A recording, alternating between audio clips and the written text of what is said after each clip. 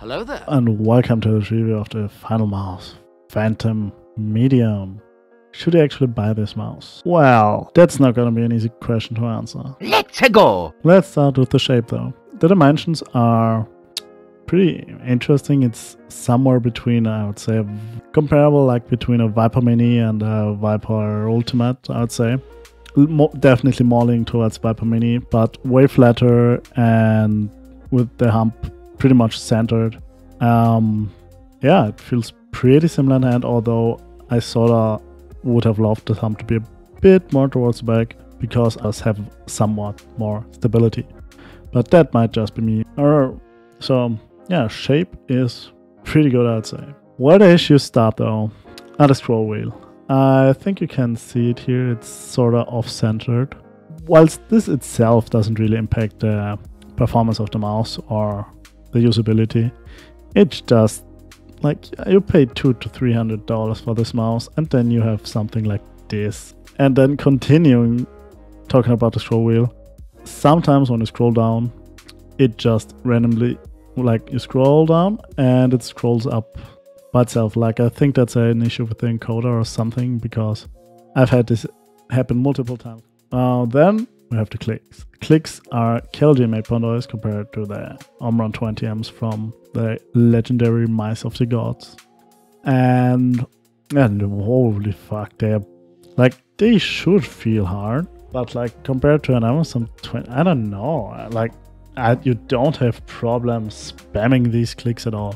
Perfect clicks, really, 10 out of 10. One thing about the clicks though, the D1 SAM is higher than it should be, especially for that price. And mice with the same wireless technology, like the Ultralight, Viper Ultimate or the Superlight, just have so much better click latency. And it's on the Phantom, it's even higher than on the legendary Mice of the Gods. So yeah, I'm not a big fan of that.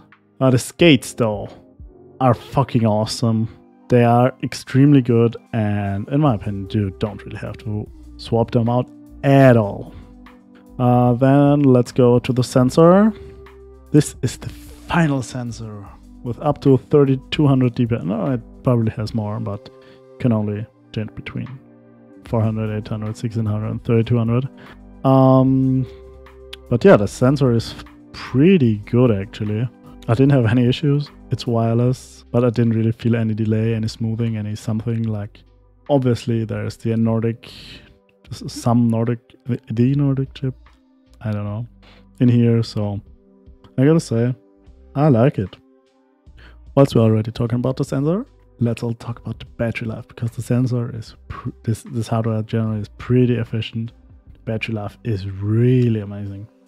I fully charged it when I got the mouse like 1 or 2 weeks ago, and I didn't really have to charge it at all. It hasn't even blinked in another color. It's just like running all day and not having any issues at all. Great job there, to be honest. Let's talk about the build quality then. The build quality itself is pretty good, I'd say. Like, I have some flags on my left side, but I think I could fix this if I remove the skates and screw the sides in better. But I don't really want to do that, and I don't really have an issue with that. As I already mentioned, the scroll wheel is off-centered and activates randomly. This I fucking despise. Both of these issues are pretty terrible. What's not terrible are the side clicks. They are side buttons. They're definitely fine. They could be a bit more towards the back, but still fine nonetheless.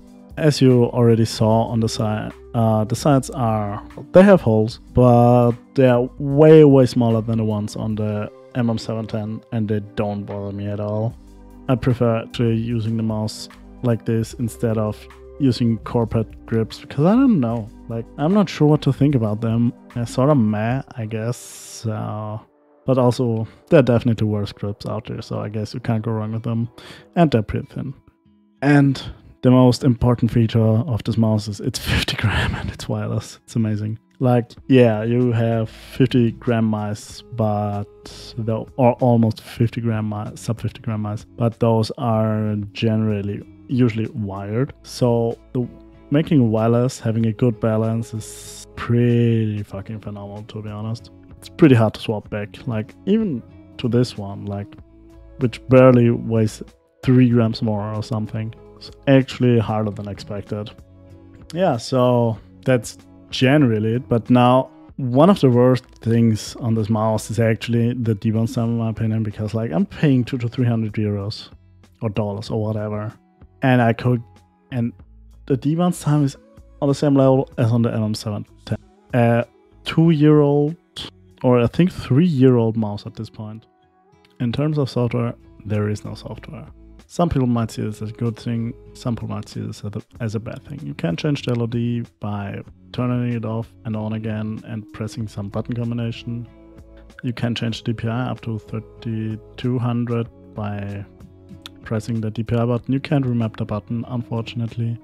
I would really have liked to do that. And yeah, there are no really extra buttons, so...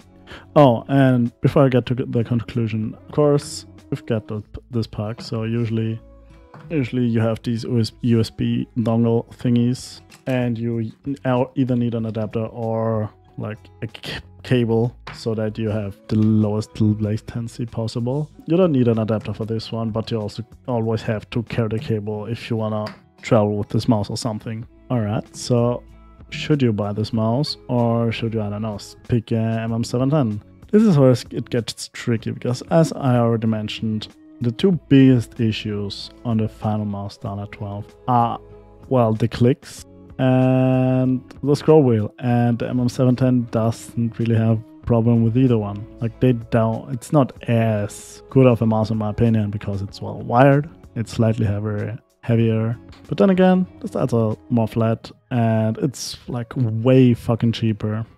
The stock skates are pretty similar. I swapped them out for Corpads though. And yeah, in my opinion, if you don't really care that much about, like, if you're not as much of an enthusiast as some people are, if you have the money, yeah, I'm not gonna stop you, but like, there are some issues, and for that price, they're, well, unacceptable in my opinion. Anyways, I hope you enjoyed this review and learned something.